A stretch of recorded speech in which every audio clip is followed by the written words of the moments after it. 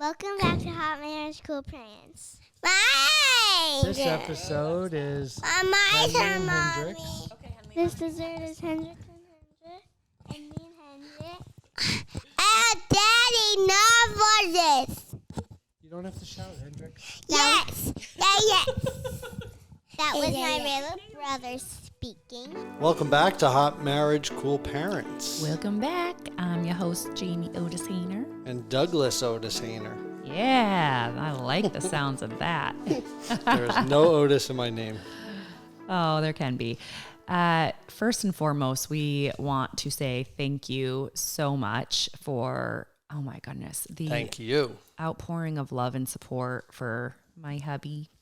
Yeah, there was a lot of mixed reactions, I feel like, I would through say the comments, but overwhelmingly positive, supportive. So many of you out there have these stories. You don't realize how much of an epidemic it is and how much it has affected nearly everybody.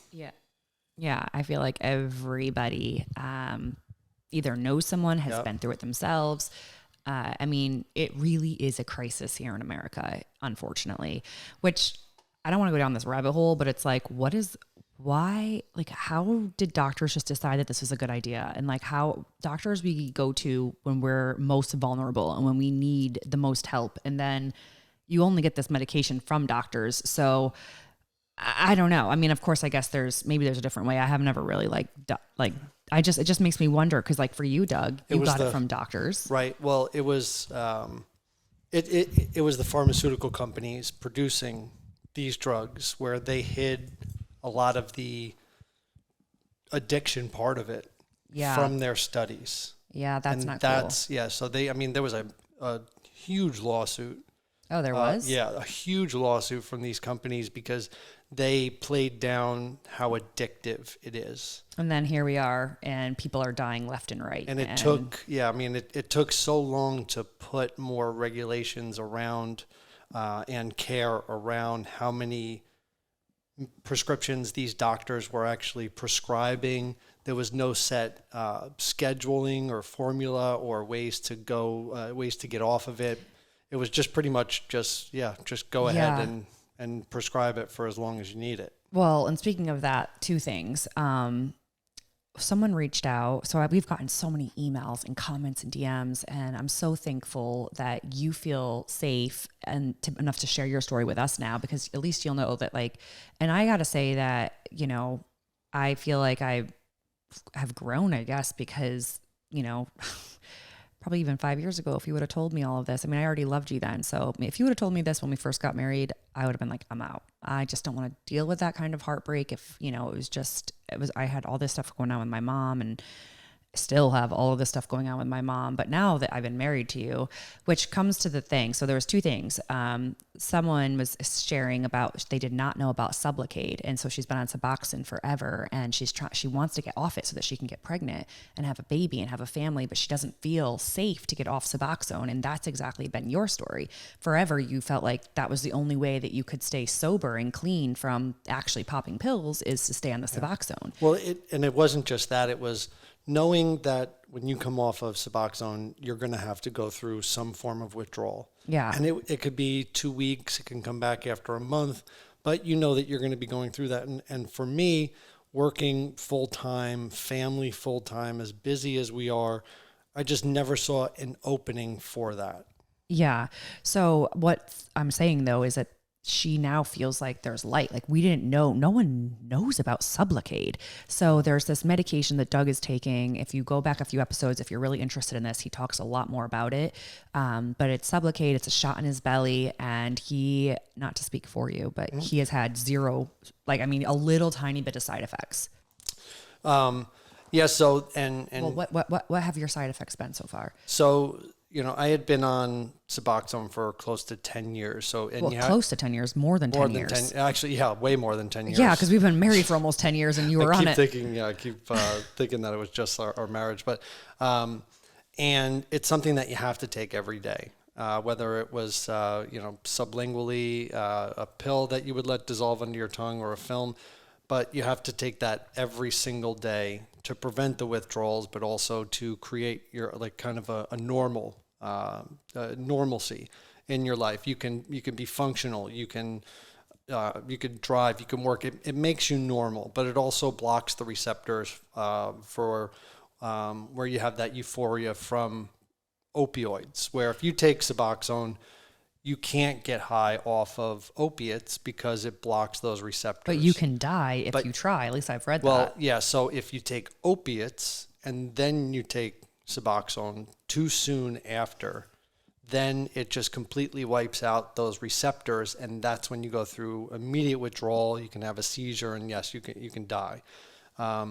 But the Sublocade is a injection shot into your stomach, and it slow releases the medication throughout the month. So it's one shot every 29 days.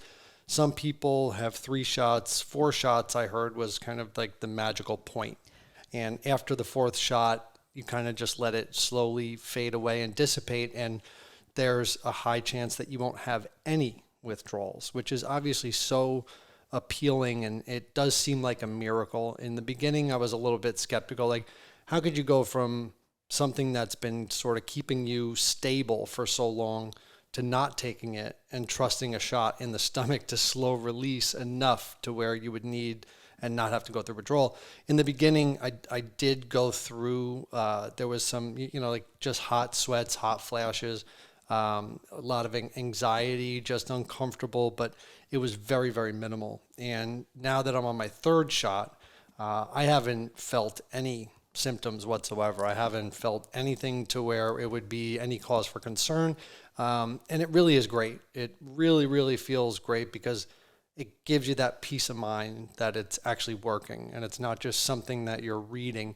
Even though, do your own research, obviously, and look at the reviews, look at the contraindications, but it's essentially the same Suboxone medication. It's just slow released in your system. I did not know that. Yeah, that helps it sort of just kind of your body to just let it go. And then, so I'm expecting coming up for my 4th shot, my 4th and last shot, and then I'm hoping to be done. Oh my goodness. I'm so proud of you. Yeah, it's going to be an amazing, amazing day. So you're going to be free. Freedom. But it's really exciting because I was, when I came to Florida, it's tough to get the medication down here because you have to find a Florida doctor. And I was spoiled in New Jersey because I would always see my primary care doctor. Now, here's the other thing about it, because when you're on Suboxone, doctors know that you have to come back every single month for a prescription. Yeah. The idea of Sublocade, and I think maybe why it's not so which is quite sad, known, is because you can go 2, 3, 4 shots and you're done. A lot of these addiction specialists and a lot of doctors that prescribe those types of medications, it's a special certification. They have their one license for primary care, but then they have to get a separate license if they want to carry 50, 75, 100 patients. And you're limited to the number of patients that you can prescribe Suboxone with. Most of the doctors and addiction specialists, they'll charge you anywhere from $100 to $300 a month just for the visit. See, that's the thing. This is where it gets sad, is that doctors are just handing out Suboxone for years and years and years, and they're not making as much money, I guess, as opioids, but they're still making that $100 to $300 every single month guaranteed for that patient. Yeah. You have to go into their office. That, I hope it's not crooked, because it sounds a little crooked to me. Well, and if you know any addict, and so no one talks about Sublocade, right, because you only need 4 months or so of it, and then you don't get that right, money anymore. But that sounds crooked to me. Yeah, and I don't know any wealthy drug addicts. I don't know any wealthy drug addicts. Yeah, no. So a lot of these facilities, if you're not going into like a inpatient center or outpatient center, a lot of them, these doctors will charge $100 a month or more a month for this. And you're pretty much saying you're a drug addict and you're trying to get clean, so we're going to charge you all of this. The medication most of the time is covered under insurance, but the doctor visit costs more than just a regular primary care visit. At least that's in my experience. So this is the thing, is that the medication is effing expensive too. Suboxone was Very so expensive. Yes. I mean, we were paying $500 a month, and that was with insurance for his Suboxone. Yeah, that was through my company. And that was with insurance. And then on top of that, you got to pay for the $100 to $300 doctor visit. That's like right there. Yeah. I mean, who can afford that? So then what do? You go and you take that $800 and you go get whatever you can, or you're less than $800, and you get yourself high.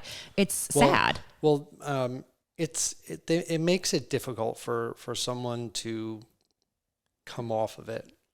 And the Sublocade shot, for doctors to want to do that, they really should want to help the patient exactly out. Instead of just wanting this $100 to $300 paycheck, because that takes out a lot of cash coming in month after month after month.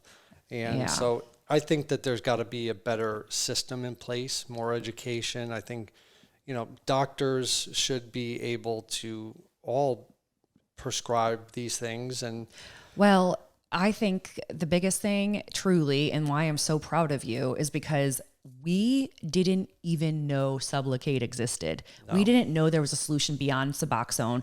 I said, Doug, I'll never pressure you to get off the Suboxone, because I know really amazing that was like your life-saving thing, but it would cost us so much money and so much stress trying to, not every pharmacy carries it. So we were like searching all over, trying to find a pharmacy that has it. Even in your own town, sometimes they run out because they don't keep it stocked for whatever reason, probably because it's such an expensive medication.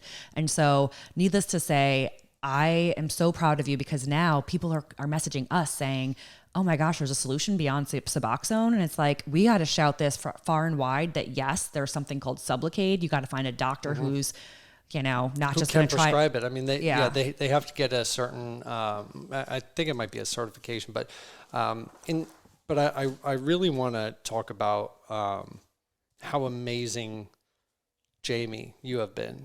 Oh. Really, because, on one hand, trying to admit something like an addiction to your partner, and this is kind of going off of a lot of the comments that were being made, it's hard for any addict to come out and admit it. Not just that, there is a stigma behind there, but the road to recovery can sometimes be just as stressful. And it's like you said, if I would have told you this in the first week, and yes, it's different because we were strangers getting married together. Yeah. So it'd be different if I came out and told you this, because that sounds like a ton of baggage. And then the road to recovery with the medication, whether you have to go in treatment or whatnot, it would cost a lot of money and take a lot of time. And, there's no guarantee on success. So for someone to... Are you saying like if you went to a rehab? I'm just saying it in general. Oh. So, there's a lot of uncertainty when you say like, I want to come off drugs. I want help. I want this. And, you go into the treatment programs, you find, whatever medication that you would need. And then it's an ongoing meetings or whatever your process is. But knowing that, some people don't want to deal with that. Some people see it as like a lot of baggage. And I think some comments that I saw through Instagram and Facebook was, I was really scared to tell my partner, or I was dreading telling my partner about, I think it was one that I saw on Instagram where the woman's husband was a firefighter who deals with a lot of that. Like a lot of medical personnel, firefighters, they bring Narcan because of how many overdoses there are. But she was fully hooked on painkillers, OD'd, and she would lay next to her husband and just be scared to tell him because of, what he may think, whether or not he was on her side or would support her through this. And it's a lot. It's a lot for families to deal with. It's a lot for partners to deal with. And it's just so common now. But the stigma around it and the reaction from people almost doesn't, it makes it harder for someone to come out and say it. But you could have easily just said, I don't want to deal with this. And you could have easily said, like, this is something that I have past experience with, and it's bad. And, you know, I couldn't blame you for that if you did it, you know, but that, you know, and that would be on me.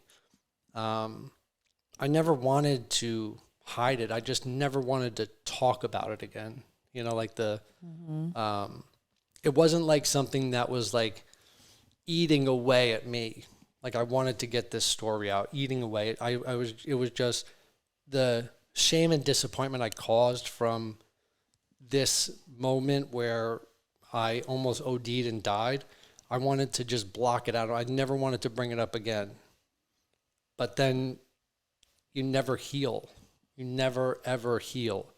And it wasn't that I didn't trust you. It wasn't that I didn't feel safe around you. I mean, you've proven time and time again that, you know, you obviously feel safe around me, and I've always felt safe around you.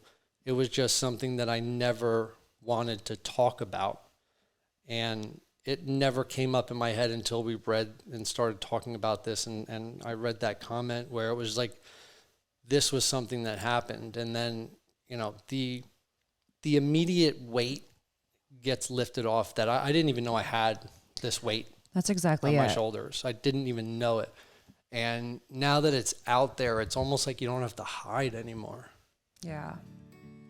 Real quick, I just want to give a pause and mention my wife's book, Wifey 101, Everything I Got Wrong After Finding Mr. Right. And when you talk about real, raw honesty, Jamie goes into her whole inspirational story from a trailer park kid being around violence, being around drug use, being in a trailer park type community and making it out, breaking a cycle.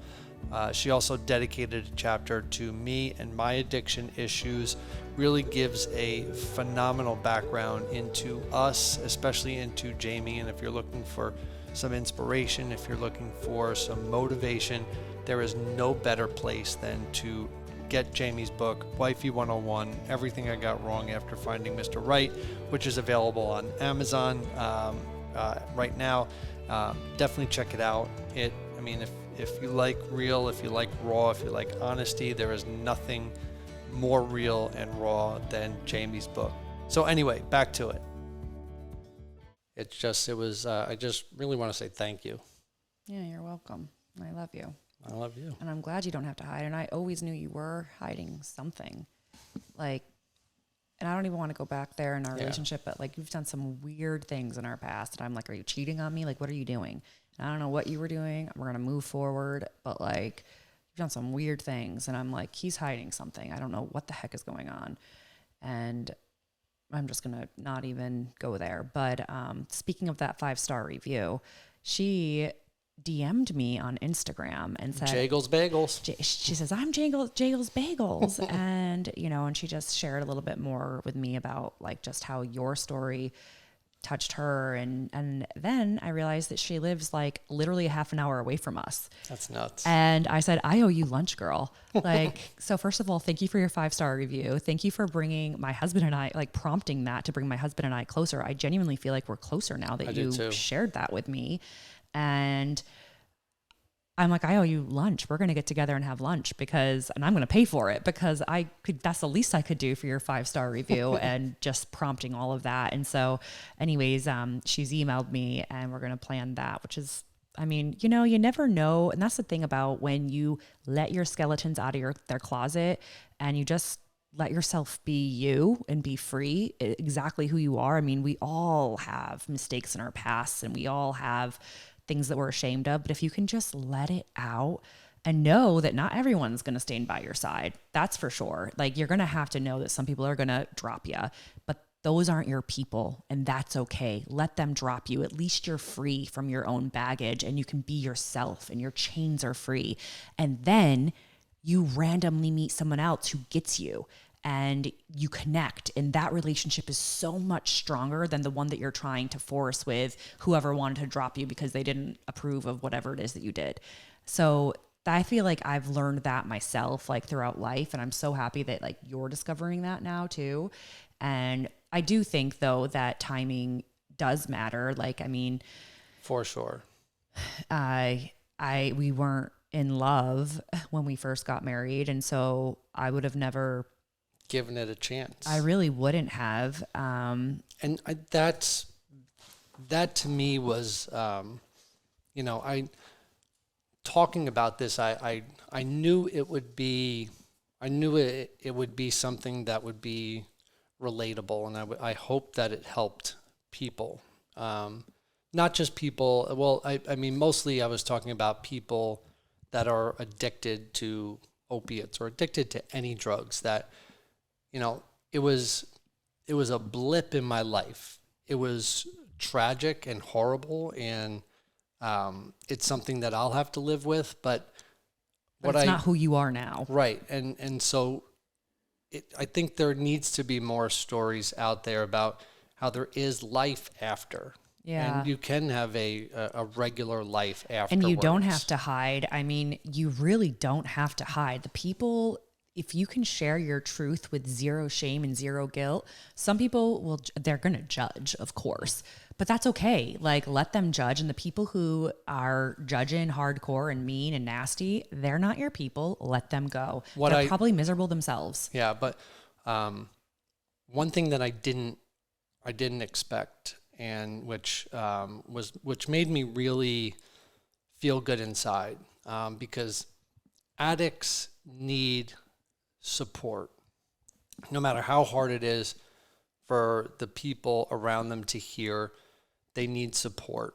And some of the messages that I've seen are people that say their kid or their brother, their sister are addicts, and they were, about to give up on them because it's so hard. I mean, the amount of lying and stealing and just it gets to a point where it's just overwhelming and people give up on people.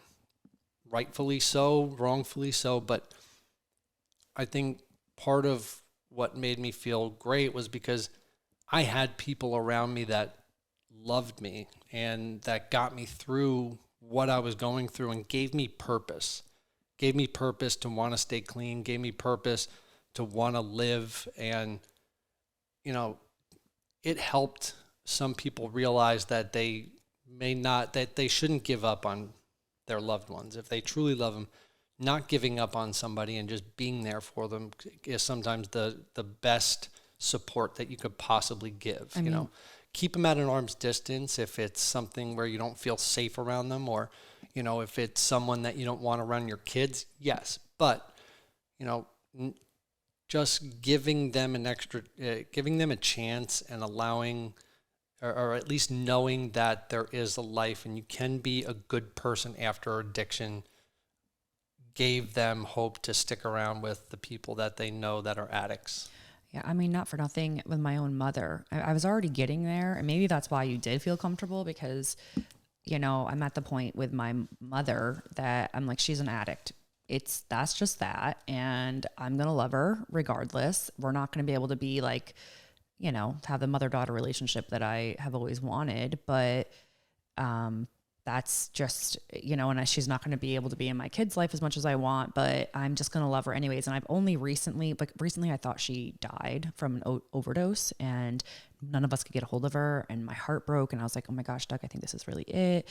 And made plans to go up there to look yeah, for I her. bought flights for our whole family. We're going to drop off the kids at my in-laws, and then we were going to drive up to New York to go to try to find my mom, because we really thought she was dead, or like in her apartment dead alone, like the doors were locked. And so after that, I was like, listen, like, we know, like, it is what it is. Like, let's just love her while she's alive. And obviously that doesn't mean that she's going to be, coming over all the time, but just love her as best as we can.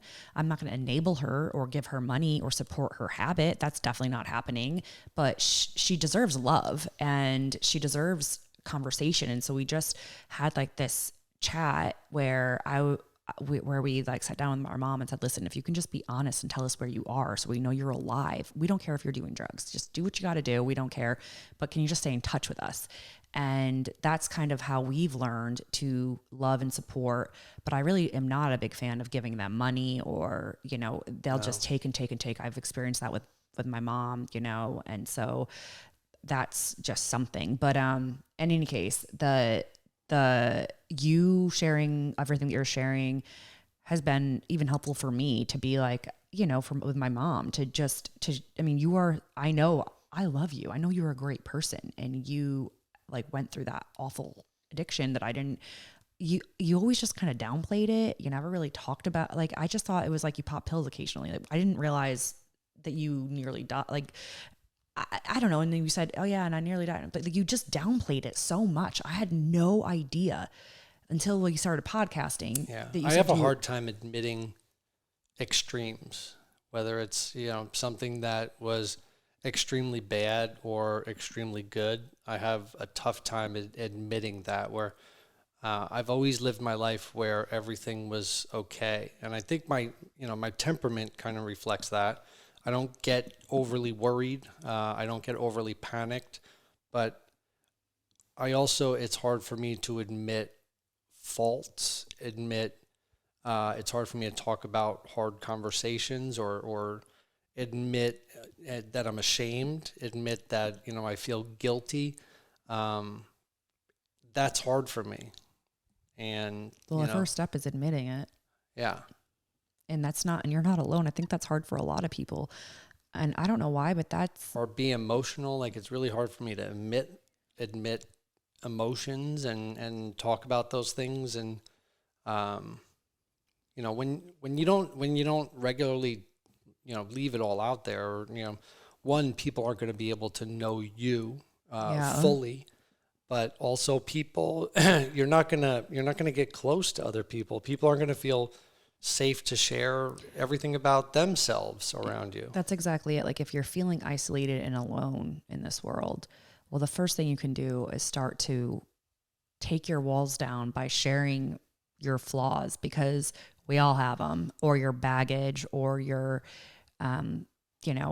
anything really. Just share anything, because that's what brings us closer together. And so people, talking about comments, some people also said, I can't believe you aired this for all the world to hear.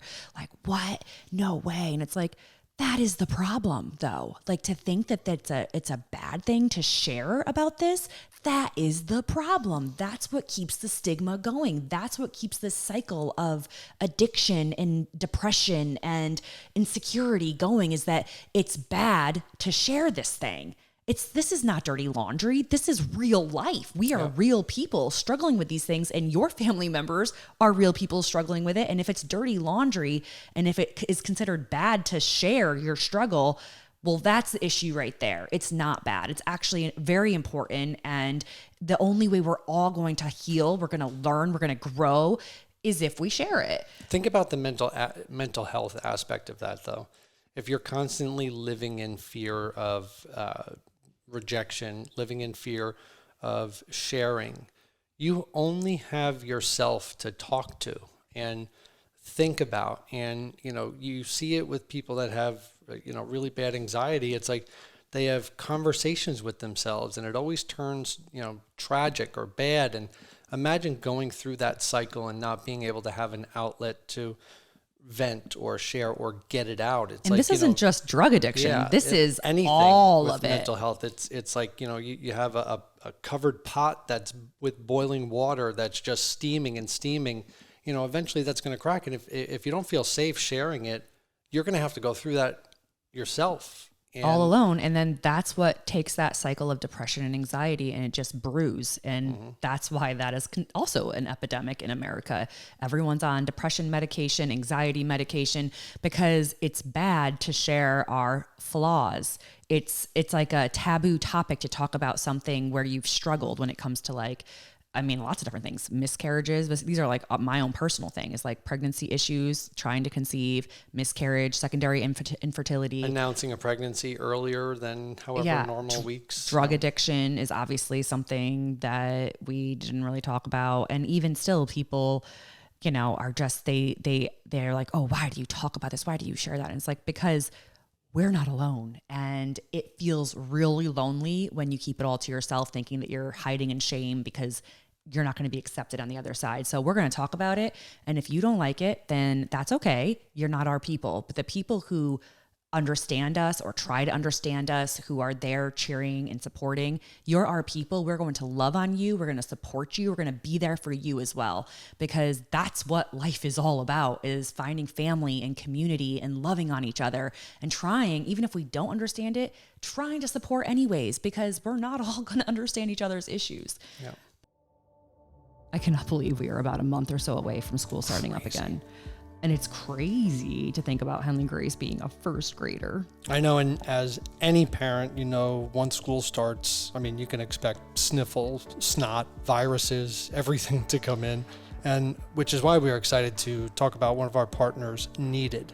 Yes, Needed immune support makes it super easy for families to stay healthy all year round with one product. This product contains ingredients that are in optimal forms and in dosages that are clinically studied, safe, and effective. Yeah, it's a delicious elderberry powder, and you mix it right with your favorite drink or food. And for those picky eaters, there is no added sugar, or picky mommies. I love it when it's no added sugar. It includes zinc, elderberry, of course, as well. Pre- and postbiotics to support a healthy gut, where 70% of your immune system resides.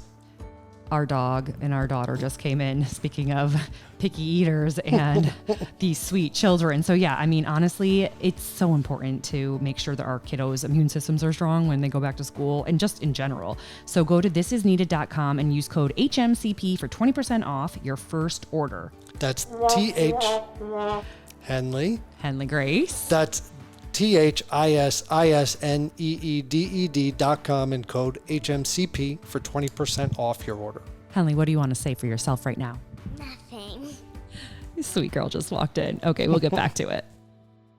And, I think what kind of sprung on this whole conversation was the comments that we saw and people reaching out to us in direct messages. And, we love giving people a shout out who leave us a 5-star review. And ever since we started the podcast back up, it's really refreshing. And I know we say this every time we lead with the 5-star reviews, that we love you guys for taking the time to do it, but we really do, because it gives us, it keeps us, it gives us momentum. It really does affect us. It gives us purpose to continue the podcast. Continue. If we don't hear from you that you're loving it, then the whole point is for us to connect with you. And so it's nice to know if you're loving it, if you're not loving it. We want to know more of what you want. Yeah. And there was a lot of comments and reviews that people were excited that we were back. So that makes us feel happy. Thanks for being excited we're back. We're excited to be back too. It's really, truly like a marriage therapy at times, as you know. Yes. And this 5-star review comes from Lisa Truz, Truzz. How would you say that? Truz sounds great. Truz. So refreshing. I have watched Jamie and Doug since MAF aired, and I've been a huge fan ever since. I just started listening to podcasts to get my head out of the game. I just started listening to podcasts to get my head out of this game called life. When I saw Jamie and Doug were back, I had to tune in. I admire you both for your raw honesty and opening up about addictions, marriage and fertility struggles, etc. You guys are the real deal, and your openness and honesty is greatly appreciated, especially in the world of social media where everybody portrays the perfect life. Sending you positive vibes as far as treatment for Doug and your journey on expanding your family. I wish you both nothing but the best. Keep up the great work, Lisa. Oh, thanks, Lisa. It's so truly, it's just so reassuring to hear, but also to connect with you too. And speaking of trying to grow our family, we shared a YouTube video. So we are vlogging our whole fertility experience. It's on Hanging with the Hehners on YouTube. And we're also having the behind the scenes of the podcast, Hot Marriage Co-Parents. That comes out on the podcast from these sessions and our interviews with guests. We're going to be putting those up a couple days after we publish the episode. Yeah, we have been doing that actually. So if you ever want to see us having these conversations, it's super raw and uncut. It's not like we highly edit it. Truly, it's just like us sitting in our office with our makeshift background. Our decorated office. We have six or 8 different cubicle sections decorated just for the camera. Yeah, we're trying to make it look pretty.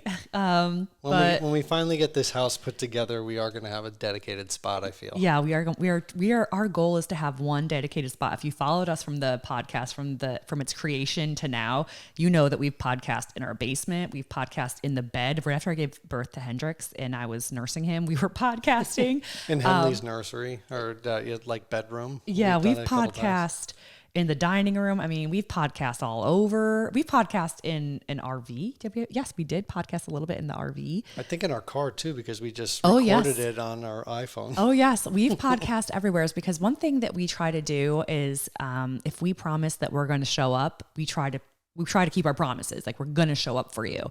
And so when we needed a break, we took a break, and now we promise we're showing up for you. And that, if that means like in our car or wherever we are. And I think that that's the best thing about our girlfriends, as I call those of you listening. Just because like you really are more than a fan. I feel like you really are like a friend. You're like a girlfriend. And so, it's like friend and fan put together, girlfriend. Yeah. Some people have known us just as long as we've known each other. Yeah, that's actually They've very true. Followed our entire journey. Some people have known us as long as we've known each other. We love you. But if you're new, we love you too. And you can join our girlfriend, boyfriend club. And, but yeah, moving back to this 5-star review, and she mentioned like fertility struggles. We went and we've been vlogging all of that because that is a kind of a scary thing. So we are, obviously we have our 2 beautiful rainbow babies, but, growing our family is truly just never been easy for us, and that's okay. It is what it is. We're thankful for what we do have. And so now we have secondary infertility where we've been trying and we just haven't gotten pregnant. And I just want to address a couple things here, because anytime that we talk about fertility, people assume that, which is so bizarre to me, like, why don't you just love the 2 kids that you have? Like it's really a bizarre comment, because I don't think that Jamie and I are stressing about this as much as, like, to the point where we're not paying attention to our kids. Right. We can love the 2 kids. Well, this is the thing about that is that we just want to have another. Yeah, because we love our kids so freaking much. We want another one. Yeah, and we want another one and another one. Or no, just one more, but a couple more if God has that plan for us. But the truth of the matter is that after I had Henley, and then before I had Henley, I don't know if you know our whole story, but I had our son Jonathan, and we lost Jonathan. So then I got pregnant with Henley, and that was great. And she's here, she's happy and healthy. And then I had 2 more losses trying for a sibling for Henley, and people were like, why don't you just, same thing, like, why don't you just focus on your daughter? She's a baby, like, just stay with it. And I'm like, I am so focused on her. I love her so much.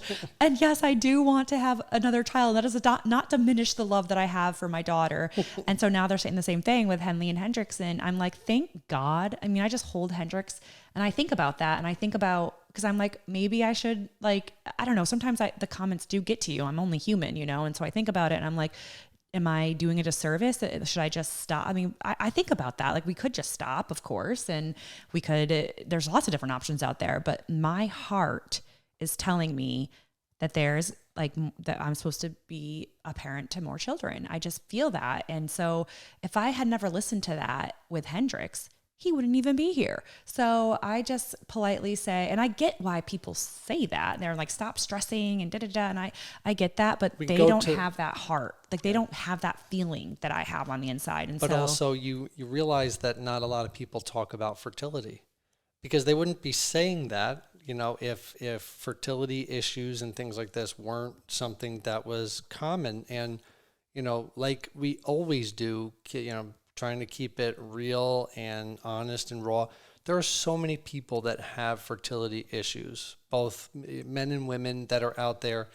And, maybe this gives them some information, or gives them an outlet to be like, oh, we didn't try that. Oh, maybe we should do this. Or, maybe after we have sex, maybe I keep my butt up in the air. Yeah, we've shared all sorts of different solutions that we've tried in the past. There's progesterone, there's, these fertility appointments. And if we don't share it, sometimes people won't know about these things for themselves. That's exactly it. So for us, on our journey, we're sharing it. We're vlogging it on our Hanging with the Hehners YouTube channel. We'd love for you to follow us there if you'd like to. And we'll also share just like regular life as well. But for my most recent fertility appointment, I found out that I have a low normal AMH, which essentially means that my egg count is low normal. And obviously with a woman, you don't get to get more eggs ever. Like you're born with the amount of eggs you're ever going to have. And so you want to make sure they're healthy. And so based on the HSG, was it HSG or Yeah. HCG? it's a HSG. So it's a, Yeah. I don't So even- for whatever it was, but that particular procedure or scan showed that one of your fallopian tubes may be blocked or constricted. So the low AMH, which is low normal, means, and what I took from the visit was that each month when you ovulate, eggs can come down from the right or the left side. With one side being constricted, there's no telling which side is going to be each month, but once the egg drops, there's I guess a less chance because it has to come from your right side. right. So, well, since I understand this a little bit better, I'll try to explain this a little bit better. So essentially, Yeah, I was mansplaining, I think, right there. yeah, that was something right there. So essentially the low to normal AMH is, the doctor said that's something to be aware of and maybe a little concerning, but not like overly concerning. It could be far worse.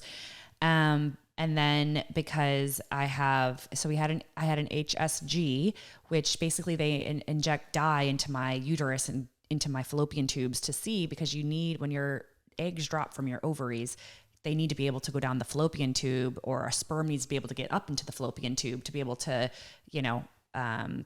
fertilize the egg so that The egg doesn't have to drop? The egg first? does drop. The egg drops from... But sperm can go up the fallopian tube? Yeah, and that's why ectopic pregnancies happen, which is a fertilized egg that implants within the fallopian tube. And that's very dangerous because the fallopian tube would then burst. And so that's not good. So essentially what you want in women's reproductive is that the egg drops down and then the sperm fertilizes it, and then it implants in the uterus, and it stays in the uterus and for the full 9 months as it develops into a baby, and then you deliver it healthily. But for what's going on with me is I have a low to normal count of these eggs. One of the tubes is blocked according to this HSG. And so interestingly enough, and I think you might find this interesting as well, because I feel like everybody just thinks that you ovulate from one side and then you ovulate to the other. So like an egg drops from your right side and then it will drop from your left the next month. That's not true. Apparently they can drop many times from the same side. And there's no way to predict it, and there's no way to encourage it. And so because of all of this, including I found out that I have factor V blood clot disorder, which makes a whole lot of sense of why I lost Jonathan, why I lost those other two babies. It just makes a whole lot of sense why I got like a blood clot after I had Hehners. I never really shared about that, but I got a blood clot after I had Hehners. I may have shared about it on the podcast, but I just was so busy with postpartum that I was like, I don't even have time to talk about this. Yeah. I'm just going to go to the doctor, get this taken care of. Turns out I have factor V, which this just all makes a whole lot of sense. But the fertility doctor was saying, excuse me. The fertility doctor was saying that he was like, yeah, you can try, yourself. Doesn't really think that, because I also I'm 37. And so he put into the factor my age and the fact that, your eggs don't get any better the older you get.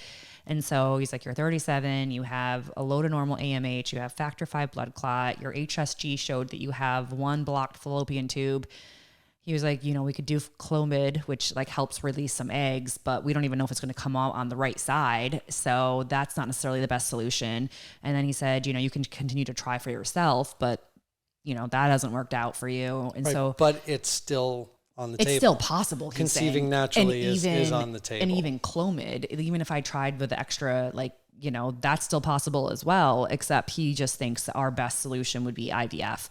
And he thinks that, I think he was pushing for IVF. It seemed like he may have been pushing for it, but I didn't like that. And I kind of got maybe a little, I don't know, in my head, I was like, I think we can do this ourselves. Well, but we wouldn't have known about the factor V blood clot disorder if he hadn't. Yeah, because that's a specific test that you have to order. And because we had some fertility issues and we were going to the specialist after you had your period, right? That he ordered a blood test. Oh yeah. To go. So you did 20 different tests. I counted it and it was actually 18. Yeah, 18. 18 different tests, vials of tubes that to test me for all sorts of different things. And essentially, which was amazing because the blood clot disorder, yes, it could have been a factor in previous pregnancies, but that's also something that can be bad moving forward. Oh, yeah, exactly. So the blood you clot. wouldn't have known that unless we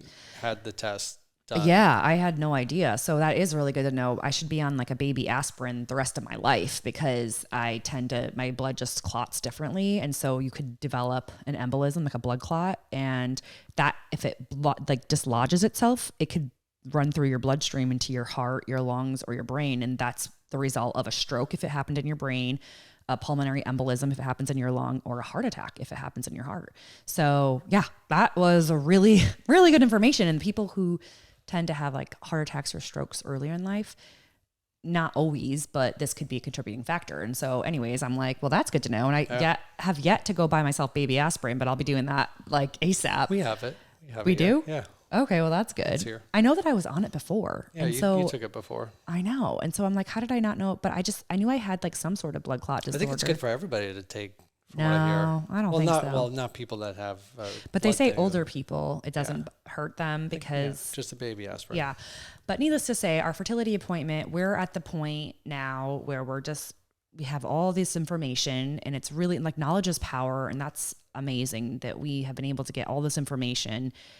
And I had a second semen analysis, and that came back okay. Yeah, stop bragging. Yeah, I mean, not to brag, but 57 million, whatever that means. Sperm count. Yeah, I'm like, when we were getting the results back with the doctor, I just looked at Doug after he like goes over all my slew of issues, and then Doug. Yeah, he just grazed it. He didn't even know that I did a second. Yeah, he was like, "Oh yeah, you had a semen analysis." And then he looks, he goes through some papers. He goes, "Oh, you're good. Okay." Yeah, and then just moves on. And I'm like, "Okay, so it's me. Hi, I'm the problem. It's me." No, what I took from that was that there's challenges, but we still have the ability to conceive naturally, like without any extreme, like IVF. Yeah, without anything extreme that we would have to do in order to make it happen. This is what we're doing for our fertility journey. This is where we're at. Because we're also renovating our house. We're still potty training Hendrix. I mean, he regressed when we moved. And so now we're still working on some things. And we did just find someone to rent our house so we have this other house that was always supposed to be a house rental, and we found someone to rent it. So we have a lot of things going on. And one thing that I haven't been doing was taking my diet very seriously. And the one thing that I did to get both Henley and Hendrix was I took my diet very seriously. Like I really hardcore cut out caffeine, sugar, gluten, alcohol, soy, corn. For both kids. Yeah, for both of them. I did this. Like pretty much right after. Yeah, and like within a month I got pregnant, and it was Henley and then Hendrix. And so I kick myself because I'm like, why haven't I done this? Like, it's kind of the same thing as if you ever go on a diet. And then like a week later you kick yourself because you're like, I was doing good, and if I just stay on the diet, I'll lose weight. That whole thing. I hate dieting, and that's part of it too. Is that now I embrace my I don't diet lifestyle, my become body positive, and you're on a nutritional plan, my mom bod thing. So now I've had to change it because like clearly I've got some things wrong with my bod. Like the whole and so you can't just deny the facts and just keep living. I mean, it is what it is. Like. So I am going to cut out all of those things. Essentially, the reason you cut out the caffeine, the alcohol, the dairy, the gluten, the sugar, the corn, the soy, is because those are all things that cause inflammation in your body. And you don't have to cut them out forever, but essentially you want to cut them out long enough to just let your body cleanse itself and like to just not be constantly like inflamed. And so I'm going to go back on that diet as I'm sipping on this is a decaf, sugar-free oat milk coffee that I'm drinking from Dunkin' Donuts. In case you're not watching the video and you're on the podcast, I do have a decaf oat milk, sugar-free. But that's the thing is like that's not healthy really either. All that crap, sugar-free I don't think is healthy. But needless to say, I'm going to try, and it's so much easier said than done because that is like cutting out everything good in life. But if we want a baby naturally, I think that's maybe a good solution. And then if that doesn't help, well, then we'll do IVF. I made a mean shepherd's pie with lentil. Yeah, he did. We went out shopping for plant-based stuff, Yeah. and I made my first vegan shepherd's pie. And it was actually delicious. It really was. Yeah. For someone that doesn't, I mean, it didn't need the meat for Yeah. it to taste good. Yeah. Which I And it was had surprised lots of about. protein from the lentil. And yeah, so I'm going to try this. We have family in town right now. Doug's dad and sister are with us with our niece. And so it's kind of like, I'm trying a little bit, but We're going to try to get them to sit down to talk. yeah. 'cause So if you have any questions for Big I think Doug, it's super relevant, Yeah. especially now. if you have any questions for Big Doug or for my sister-in-law, Lindsay, and she's the one who found him and saved his life. And she wasn't even, I talked to her in the And car my ride. and my brother's life. Yeah, but I talked to her in the car ride the other day, and she said, "Oh, I wasn't even supposed to be home that night because she was supposed to be in for surgery or something." And so it was like a miracle that she was even there to hear you gurgling in your sleep, to then try to wake you up, couldn't wake you up. She touched your feet. She said you were white as ice and that you were cold as ice. And then she thought it was like the air conditioner because the air conditioner was blaring. But turns out, like, Oh, she never told me that. I just never asked. yeah. And so then she like went into your parents' room. She like screamed at them to get up, that you weren't waking up and that you were like coughing in your sleep. You were choking on your vomit is what was going on with that, all that gurgling. You were choking on your own vomit. And so that's when your parents went in there and like were like hitting you, trying to get you, and they called 911. And yeah, and she wasn't even supposed to be home. I don't remember any of it. That's wild how you can black that all out. That's Yeah. wild. I bet you'll start to remember some of it now that you've talked about it. Well, I remember waking up sitting on the floor in my boxers. Yeah, so Like before, when I came to, well, but that would make sense. You didn't remember any of that because you were like practically Out, dead. Yeah. She said you were choking on your own vomit. Yeah, it's awful. But yeah. I'm thankful that you're here and that, you know, I'm sure that, I mean, we're going to have to tell our kids these stories because if you think about it, my mom is an addict. My dad Oh yeah. was an addict. You obviously had this issue. People on my mom's side. And then, There's addiction on my mom's side, on my dad's side. yeah, your sister was telling me about family members who are addicts, not necessarily opioid, But it does run in the family. and so I'm going to have a chat, and I don't know when or how, but we're going to have to sit down with our kids and say, listen, Yeah, we carry this gene. yeah, and They have to be super aware Yeah. and super careful. And I got to go get the kids from Vacation Bible School now. So we won't be having that chat today, that's for sure. They're way too young. not at 5 and 3. No, definitely not having that conversation now. But like, that's just something that we definitely have to have a conversation with them. Because actually, you know, because my mom actually, oddly enough, she told me when I was a kid, and probably because she was an addict and I had no idea, but she told me, don't ever let anything control you. Do not get addicted, not even to coffee, like caffeine. She was like, it'll control your life. And like, she would just constantly say that. And not for nothing, my mom obviously has had her fair share of mistakes. We all have. But she really like embedded in me, like, don't trust a man. They use you for one thing. They'll love you and leave you. You're just a notch on their belt loop or whatever. And, you know, like, and so that kept me from being promiscuous because I was like, oh, they're never going to love me. They're going to love me and leave me. And Do as I say, not as I do. yeah. And so then, yeah, exactly, Mom. Like, yeah, you have men coming in all the time. But then she would say, oh yeah, and if you try cocaine, even just once, you could die. And that put the fear of God in me. I'm like, I'm never going to try cocaine ever. Like, I don't want to die. Yeah. But like, I think that her having, like, telling me that, and it's never like she sat me down and had, I mean, it's not like we never even had family dinners. We never did any of that. But she would just randomly say it. And I would be like, ooh, okay, I better not do that. We're going to have to, though, let's sit down with our kids and say, listen. It's important. Yeah. I mean, it is important.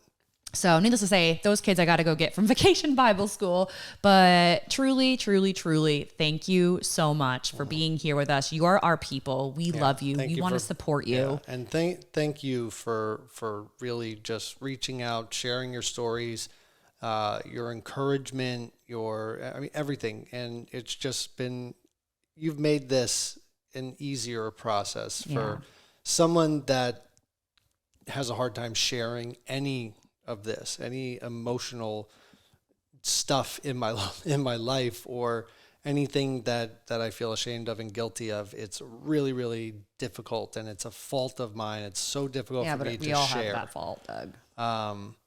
So that was really, really encouraging, and it gave me a sense of community, which was amazing. Yeah. You do. You're not a lone soldier. Yeah. All right. Well, we love you guys, and I love you, Douglas Hehner. I love you. And we'll see you guys next week. We'll probably have our in-laws on next week as guests. That'll be real fun. So if you have any questions for them, shoot them over, DM us the Hot Marriage Cool Parents page, because my page gets a little overloaded. You could message it there, but I'm also doing a teacher's wish list right now. I'll put it up on my Instagram page too. Yeah, I guess I could pop it up on my Instagram page at the question box. I'll probably do that. But I'm also doing teacher wish list. So if you're a teacher and you want your wish list shared, I'm sharing them up until Henley goes to school. So shoot that on over to my page as well. And have a great week, and we'll talk to you next week. We love you. Love you. Bye. Bye.